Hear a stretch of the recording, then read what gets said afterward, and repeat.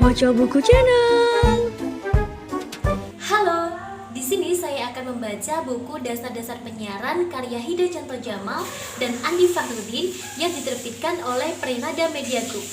Ini dia bukunya. Di sini saya akan membaca pada bab program siaran. Program siaran.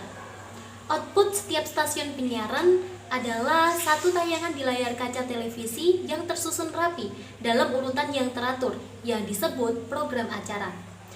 Program acara sebagai benda abstrak yang berfungsi memuaskan batiniah, sehingga yang dirasakan oleh khalayak pemirsa diekspresikan sebagai penilaian objektif, yaitu bagus atau kurang bagus acaranya. Dampak yang ditimbulkan oleh tayangan program acara tersebut di masyarakat pemirsa sangat luas, baik dampak positif maupun negatif. Oleh karena itu, para broadcaster atau pengelola stasiun penyiaran seyogyanya memiliki secara moral satu tanggung jawab yang melekat sesuai aturan yang telah dituangkan dalam kode etik penyiaran. Salah satunya ialah siaran harus dapat meningkatkan kehidupan bermasyarakat yang harmonis, toleransi beragama, melahirkan idealisme untuk meningkatkan nasionalisme, dan pengenalan budaya dalam kerjasama internasional. Kemudian adalah pengertian program siaran. Program siaran dapat didefinisikan sebagai satu bagian atau segmen dari isi siaran radio ataupun televisi secara keseluruhan, sehingga memberikan pengertian bahwa dalam siaran keseluruhan terdapat beberapa program yang diudarakan, atau dapat dikatakan bahwa siaran keseluruhan satu stasiun penyiaran tersusun dari beberapa program siaran. Masing-masing program siaran ini menempati slot waktu tertentu dengan durasi tertentu yang biasanya tergantung dari jenis programnya, apakah jenis hiburan, informasi iptek, dan berita. Slot waktu masing-masing program ini dirancang sesuai dengan tema program itu atau programming, sehingga menjadi satu jadwal siaran tiap harinya.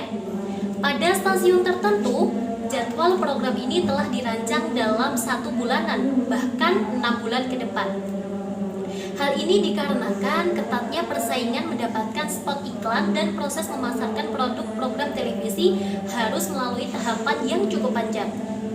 Tetapi, ada juga yang menerapkannya secara dinamis. Artinya, program acara dapat disesuaikan dengan situasi seperti terjadinya satu keadaan yang darurat. Dalam keadaan darurat, maka jadwal program ini dapat berubah, misalnya dengan istilah stop press, breaking news, dan sejenisnya, sehingga beberapa program acara yang terjadwal sebelumnya dapat bergeser waktu tayangannya dan bahkan ditiadakan.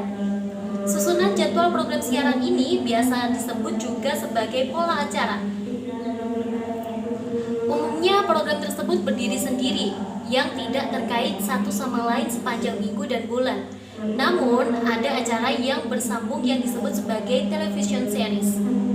Bentuk program semacam ini terdiri dari beberapa paket yang disebut sebagai episode atau mini series. Paket ini disiarkan secara mingguan pada hari yang sama dan slot waktu yang sama atau setiap hari pada jam yang sama. Satu program acara yang bersambung ini diantaranya adalah sinetron. Kata sinetron sebetulnya ialah gabungan dua kata, sinema dan elektronik. Pertama kali istilah ini muncul dari kalangan siaran di TVRI sekitar 1978-an untuk menemani satu program acara drama atau sandiwara, di mana para pemainnya adalah aktor dan aktris film layar lebar atau bidang sinematografi. Istilah ini pertama kali dicetuskan oleh Sumarjono, salah satu pendiri dan mantan pengajar Institut Kesenian Jakarta. Kemudian, istilah itu menjadi baku di kalangan insan penyiaran di Indonesia dan masyarakat sampai saat ini. Berikutnya yaitu karakteristik program siaran. Di depan telah disinggung bahwa tayangan siaran televisi di layar kaca itu mempunyai dampak yang sangat luas bagi audiens. Hal itu berarti bahwa program siaran tersebut mempunyai karakteristik tertentu yang dapat mempengaruhi, memprovokasi dalam hal positif maupun negatif, dan mampu mengubah sikap seseorang dari pendiam menjadi agresif. Hal ini disebabkan oleh daya rangsang televisi sangat tinggi. Oleh karena itu, bagi penyelenggara penyiaran harus mempunyai rasa bijak dan pertimbangan matang dalam menyajikan programnya. Jangan hanya memperhatikan selera pasar bebas atau liberal, tetapi junjunglah tinggi idealisme informasi bagi kepentingan bangsa Indonesia. Salah satu karakteristiknya adalah sifat persuasif seperti terdapat pada siaran iklan. Dengan iklan produk sabun deterjen tertentu, seseorang ibu tak hanya menirukan lagu ilustrasinya, bahkan langsung membelinya di supermarket untuk mencobanya. Begitu juga pada anak-anak, segera sehabis menonton tokoh tertentu dalam tayangan film laga, dia langsung menirukan gaya tokoh pembela kebenaran itu di depan teman bermainnya. Yang dikhawatirkan dalam tayangan program televisi ialah dampak negatif yang terjadi dimanapun berada sepanjang siaran televisi itu dapat ditangkap dan ditonton. Misalnya pada informasi tentang kriminalitas. Dalam program ini ditayangkan jelas bagaimana pelaku kriminal itu melakukan aksinya, atau dalam adegan reka ulang atau rekonstruksi kejadian oleh kepolisian. Dampak positif di sini lebih kecil dibandingkan yang negatifnya, yaitu agar masyarakat meningkatkan kewaspadaannya, tetapi justru hal negatifnya dan yang bersangkutan belajar bagaimana melakukan tindak pidana itu yang lebih cermat. Dari beberapa contoh pengaruh siaran program televisi itu menunjukkan bahwa dampak siaran tidak mengenal tingkat usia pemirsa dan tidak mengenal lokus pemirsa. Sehingga dalam hal ini memang pengelola penyiaran diharapkan mempunyai kepekaan yang tinggi tentang pengaruh siaran televisi tersebut. Dan untuk menunjukkan selanjutnya merancang berbagai program itu dengan cermat, tepat waktu, dan tepat sasaran. Tepat waktu misalnya mempunyai artis bahwa slot waktu dipilih dengan tepat. Bila satu acara diperuntukkan bagi usia anak-anak, maka dipilih waktu di mana anak-anak atau dengan pendampingan orang tua dapat menyaksikan, tidak dipilih pada slot waktu malam hari. Adapun tepat sasaran mempunyai pengertian bahwa jenis program disesuaikan dengan sasaran usia, misalnya acara remaja dan usia senja. Berikutnya yaitu jenis program siaran. Jenis program umumnya dapat dikelompokkan dalam 3 kelompok besar, yaitu hiburan, informasi, dan berita. Tetapi dari ketiganya dapat diperinci lagi menjadi jenis-jenis program yang lebih spesifik dan dengan nama yang bervariasi, seperti talent show atau competitive show. Terdapat juga klasifikasi jenis program tersebut hanya 2 kelompok besar, yaitu program acara karya artistik dan karya jurnalistik. Kedua jenis program itu dapat disebutkan sifat proses produksi dan jenisnya sebagai berikut. Yang pertama yaitu program karya artistik. Sumbernya adalah ide gagasan dari perorangan maupun tim kreatif. Proses produksinya mengutamakan keindahan dan kesempurnaan sesuai perencanaan. Jenis-jenisnya antara lain yang pertama ada drama atau sinetron, yang kedua ada musik, yang ketiga lawak atau akrobat, yang keempat kuis, ada pertanyaan, ada juga jawaban. Yang kelima informasi iptek, yang keenam informasi pendidikan, kemudian informasi pembangunan, informasi kebudayaan, informasi hasil produksi termasuk iklan dan public service, kemudian informasi flora dan fauna, informasi sejarah atau dokumenter, dan informasi apa saja yang bersifat non-politis. Yang kedua yaitu program karya jurnalistik. Sumbernya adalah masalah hangat atau peristiwa dan pendapat. Proses produksinya mengutamakan kecepatan dan kebenaran. Jenis-jenisnya antara lain adalah yang pertama ada berita aktual atau siaran berita, yang kedua berita non-aktual atau future, majalah udara, kemudian yang ketiga penjelasan tentang masalah hangat atau dialog, monolog, panel diskusi, current affair. Beberapa bentuk karya jurnalistik. Program karya jurnalistik dapat dikemas dengan lebih spesifik sehingga dapat lebih fokus pada topik tertentu dan dikupas habis menurut istilah populernya. Beberapa program jurnalistik antara lain adalah yang pertama ada current affair dan current event. yang merupakan satu kategori atau format dalam jurnalistik penyiaran yang dicirikan pada penekanan analisis satu peristiwa yang baru terjadi atau sedang berlangsung ketika topik berita itu disiarkan, yang meliputi persoalan politik atau kontroversi kebijakan publik. Current affair tidak dimasukkan dalam siaran berita reguler yang disiarkan pada jadwal rutin berita stasiun penyiaran seperti liputan 6 siang untuk SCTV, reportase pagi pada Trans TV, topik malam pada Antv. Perbedaan dengan berita reguler adalah pada penekanan ulasannya, yaitu kedalaman analisis. Sementara berita reguler hanya merupakan reportase sederhana berdasarkan fakta yang harus disiarkan segera dan minim analisis. Yang kedua ada breaking news. Breaking news adalah laporan peristiwa yang sedang terjadi dan umumnya tidak diperkirakan terjadi seperti kecelakaan pesawat terbang dan kebakaran hebat.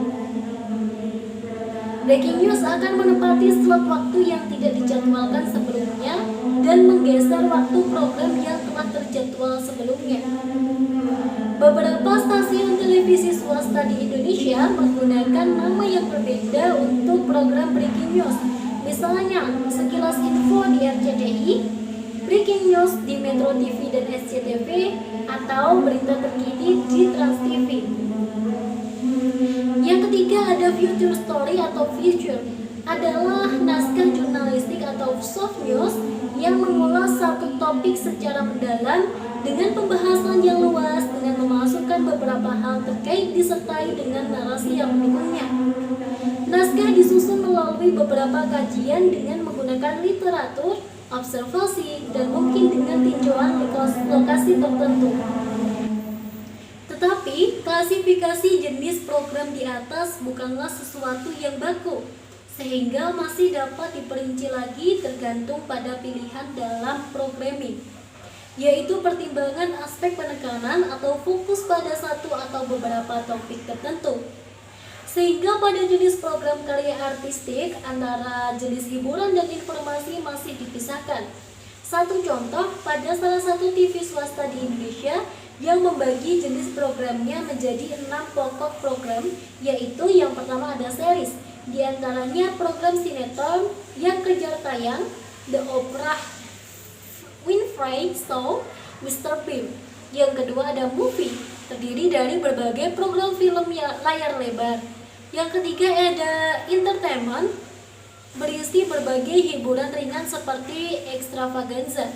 Yang keempat ada news atau hard news, terdiri dari berbagai reportase berita.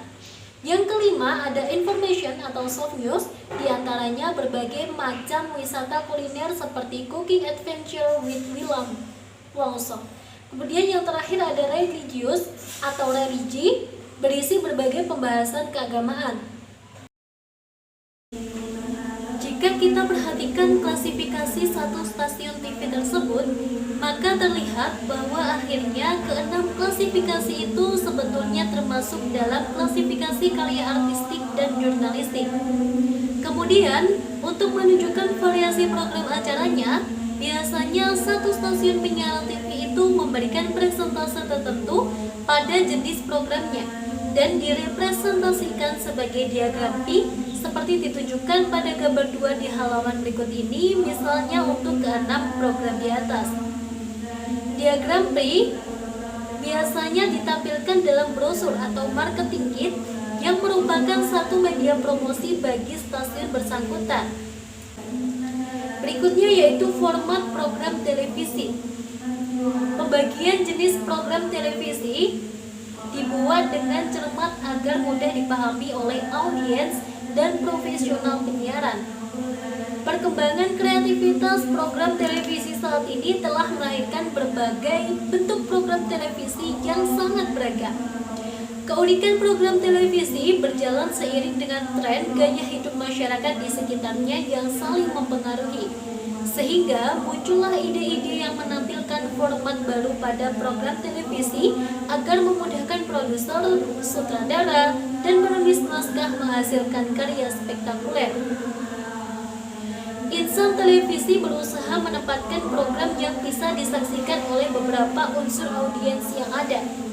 Setiap sutradara menginginkan program yang disaksikan banyak orang dan menyebabkan audiens seolah-olah sebagai pelaku di dalamnya, yaitu memprovokasi pola pikir dan mengimajinasi audiens.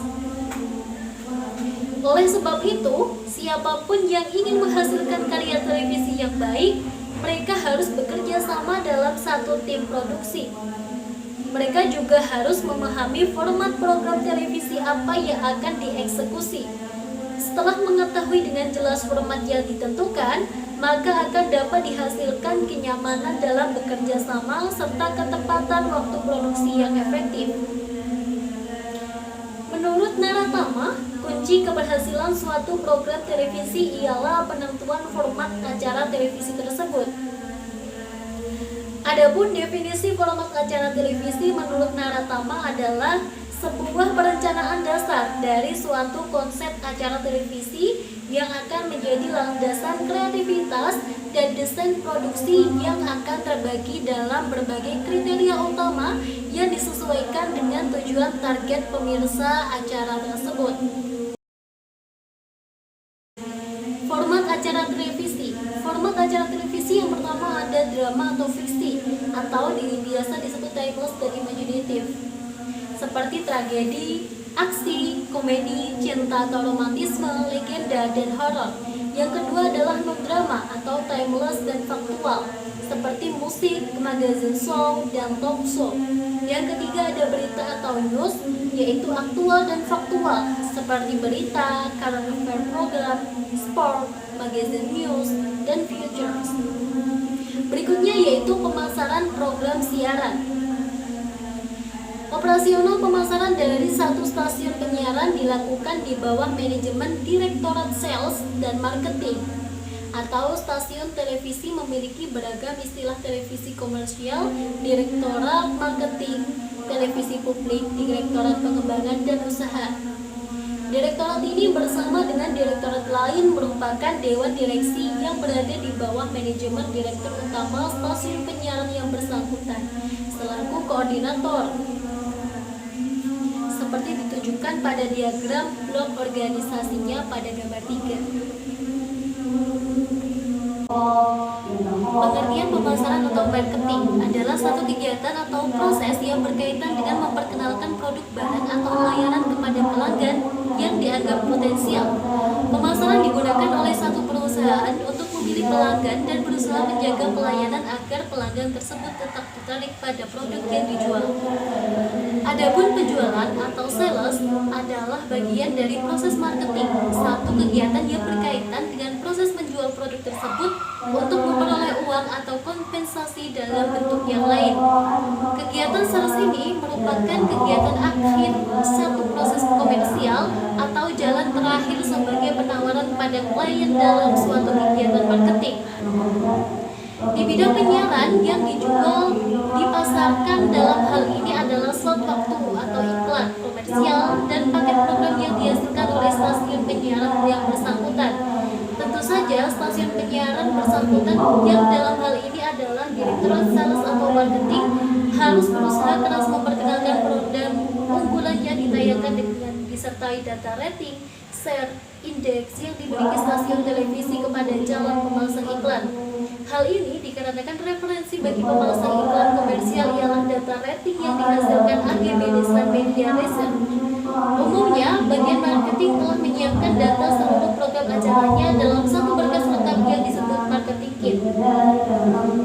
Sebetulnya, di setiap stasiun penyiaran, Direktorat Sales atau Marketing atau sebutan yang lain, Direktorat Pengembangan Usaha menangani dua persoalan pemasaran, yaitu pemasaran program dan non-program, sehingga terdapat dua unit kerja level manajemen menengah atau GM, General Manager, untuk kedua urusan ini. Tetapi yang dibahas pada bab 7 ini adalah pemasaran program. Kategori non-program antara lain adalah jasa penyewaan studio, penyewaan menara kepada perusahaan telepon seluler, jasa pelatihan profesi penyiaran atau pendidikan dan pelatihan, penyewaan ruang kantor, lahan parkir, dan bangunan untuk reklame komersial.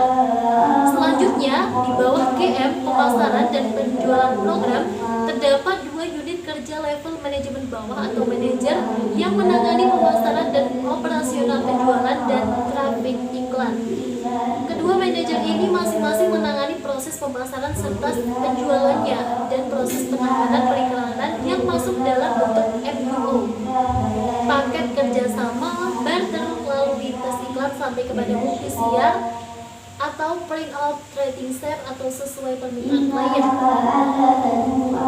Secara diagram blok organisasi, posisi manajer operasional pemasaran dan penjualan dan manajer trafik ditunjukkan pada gambar 4. Selanjutnya yaitu marketing. Dalam tahapan pemasaran atau marketing, satu stasiun penyiaran memperkenalkan berbagai program yang akan ditayangkan oleh stasiun tersebut dalam satu periode tertentu melalui beberapa cara, yaitu seminar atau presentasi yang lebih dikenal dengan marketing gathering. Kegiatan ini bertujuan untuk mempromosikan program-program dan kebijakan yang telah diperbarui atau hal-hal yang lain yang bersifat pelayanan kepada klien, menjaga hubungan baik, meningkatkan kepercayaan dan loyalitas sehingga terjalin kerjasama untuk saling menghargai. Marketing gathering biasanya diselenggarakan di hotel atau satu gedung pertemuan dengan mengundang pihak-pihak yang terkait, yaitu beberapa lembaga agen periklanan dan para pabrikan produk yang akan memasang iklan, serta departemen terkait yang memasang iklan layanan masyarakat seperti Kementerian Kesehatan, Kementerian Pertanian. Presentasi biasanya diselenggarakan pada awal tahun, yaitu Januari atau Februari, yang disesuaikan dengan permulaan tahun pembukuan stasiun penyiaran tersebut. Di samping waktu itu, presentasi juga biasa dilakukan pada pertengahan tahun, yaitu pada Juli sampai Agustus. Atau apabila satu stasiun penyiaran akan menayangkan program kolosal, misalnya menjelang bulan suci Ramadan, maka segera presentasi dijadwalkan dengan para undangan yang bersifat khusus, sehingga program presentasi yang diselenggarakan untuk menjual spot iklan dalam mencapai 3 kali per tahun. Dalam presentasi tersebut dipaparkan segala sesuatu yang berkaitan dengan program yang biasanya unggulan dan nilai atau rate card per detik slot program atau spot iklan yang ditawarkan. Di samping itu, dipaparkan juga mekanisme laporan penayangan iklan guna penagihan biaya siaran iklan tersebut. Satu spot memiliki nilai waktu 30 detik, sehingga setiap iklan dapat membuat materi iklan dengan berbagai variasi sesuai dengan strategi iklan yang bersangkutan. Biasanya, produksi iklan terdiri dari beberapa versi konten dan versi durasi. Versi konten tentunya untuk menarik simpati audiens karena memiliki daya tarik yang luar biasa, misalnya dengan menampilkan artis terkenal di masa produksi iklan tersebut. Versi durasi bertujuan untuk mengiring audiens agar memahami pesan iklan yang memiliki alur cerita sangat padat sehingga tercipta image unggulan suatu brand atau produk iklan tadi, misalnya pakai filter pinter. Maka versi durasi iklan bervariasi dari yang 5 detik hingga yang 60 detik atau 2 spot, sedangkan ukuran normal satu iklan dikenal dengan 1 spot, yaitu 30 detik. Dunia penyiaran televisi di Indonesia saat ini membuat red card, program dan iklan berdasarkan day part atau pembagian waktu dalam sehari yang dibuat mengacu pada selera audiens serta lifestyle audiens televisi pada satu wilayah atas dasar penelitian kuantitatif yang dilakukan AGB Nielsen Media Research sebagaimana ditabuliskan pada tabel 1. Periode waktu tersebut berbeda untuk satu kawasan dengan kawasan lain di dunia ini, bahkan untuk hari-hari dalam satu minggu pada satu kawasan tertentu. Rate jeda iklan mempunyai besaran yang berbeda untuk setiap periode waktu seperti disebutkan di atas dan juga oleh jenis programnya, yang diukur nilainya per detik tayangan dan ditawarkan dalam satu spot waktu selama 30 detik. Satu contoh nilai misalnya, dalam tahun 2010, British Terrestrial Television memasang rate sebesar 250.000 pound sterling untuk spot waktunya pada program Britain's Got Talent. Nilai ini senilai hampir 109 juta rupiah per detiknya atau 1 pound sterling sama dengan 13.000 rupiah per 21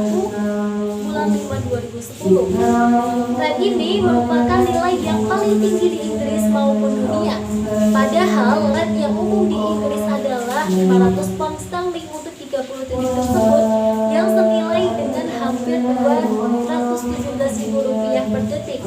Tarif ini akan berubah naik untuk tahun-tahun berikutnya.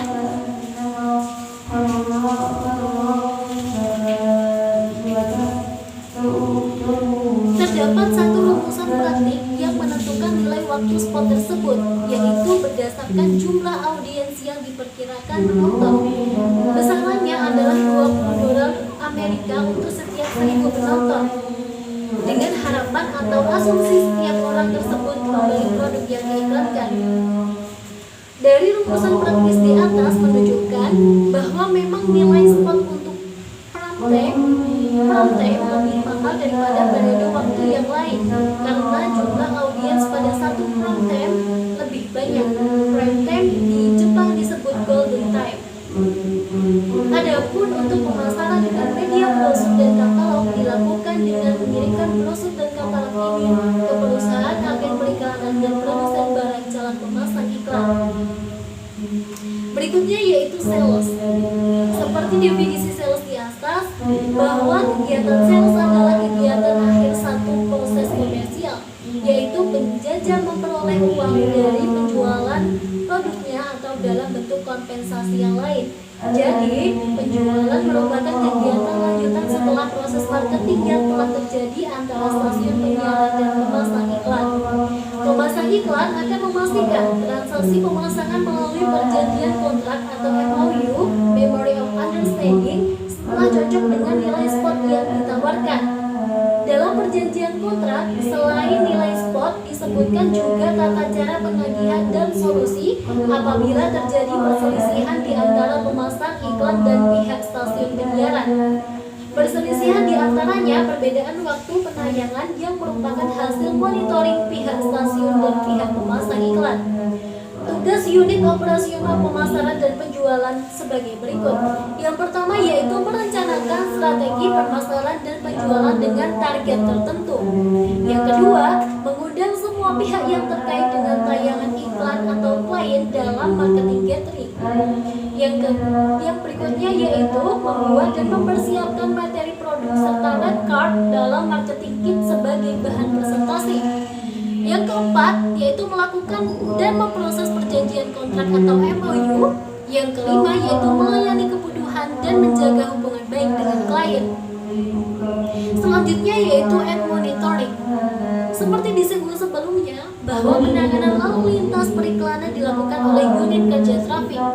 Dalam proses ini dilakukan penentuan slot waktu atau yang dikenal sebagai jeda waktu iklan komersial atau sponsorship. Jeda waktu iklan ini mempunyai durasi dalam kisaran 3 menit hingga 8 menit yang tergantung pada periode waktu tayang atau prime time atau waktu yang lain. Satu contoh, pada satu stasiun TV swasta di Jakarta, pada salah satu seri sinetronnya yang ditayangkan pada periode prime time, waktu jeda iklan komersial ini sampai mencapai 8 menit.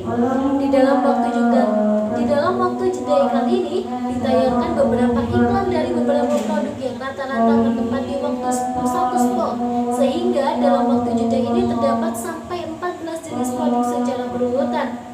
Ada kalanya waktu satu spot ini dibagi dalam 2 kali tayang yang masing-masing 15 detik dalam waktu jeda iklan ini. Dalam waktu tayang program series tersebut yang berdurasi 1,5 jam terdapat 4 kali waktu jeda iklan, sehingga total tayang iklan ini mempunyai durasi 32 menit atau 4 kali 8 menit. Karena hitungan nilai tayang iklan itu adalah dalam detik, maka pihak pemasang iklan diasumsikan memonitor iklan produknya. Demikian juga pihak stasiun penyiaran, di mana monitoring dilakukan oleh unit kerja traffic. Monitoring dilakukan secara komputerisasi dengan menggunakan software tertentu yang diintegrasikan pada sistem otomasi penyiaran.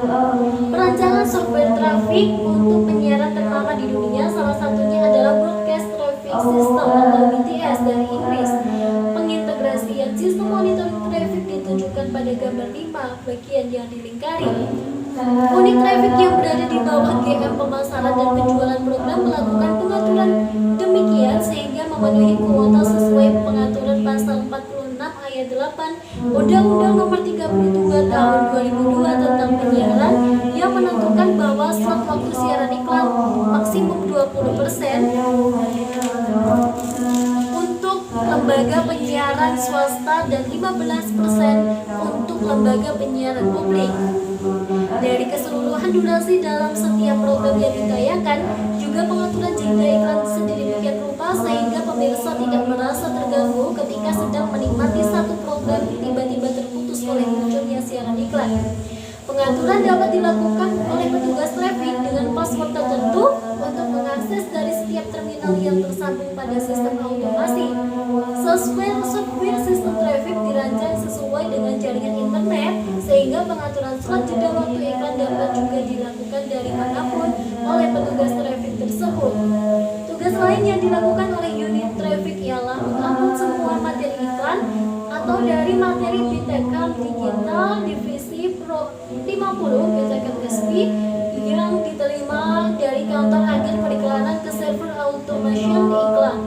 Untuk keperluan laporan pelaksanaan tugas dan juga untuk dokumen penagihan ke pihak pemasangan iklan, maka tugas traffic juga membuat print out pelaksanaan tayangan iklan dalam periode 1 bulan atau berdasarkan jumlah spot yang dituangkan dalam MOU. Dari uraian tersebut, maka tugas unit kerja traffic sebagai berikut. Yang pertama yaitu mengupload atau injust materi iklan atau BTCam digital, BTCam SP, divisi Pro 50 ke server iklan. Yang kedua, menyusun tayangan iklan atau rundown dalam program on air. Yang ketiga, piket tayangan iklan di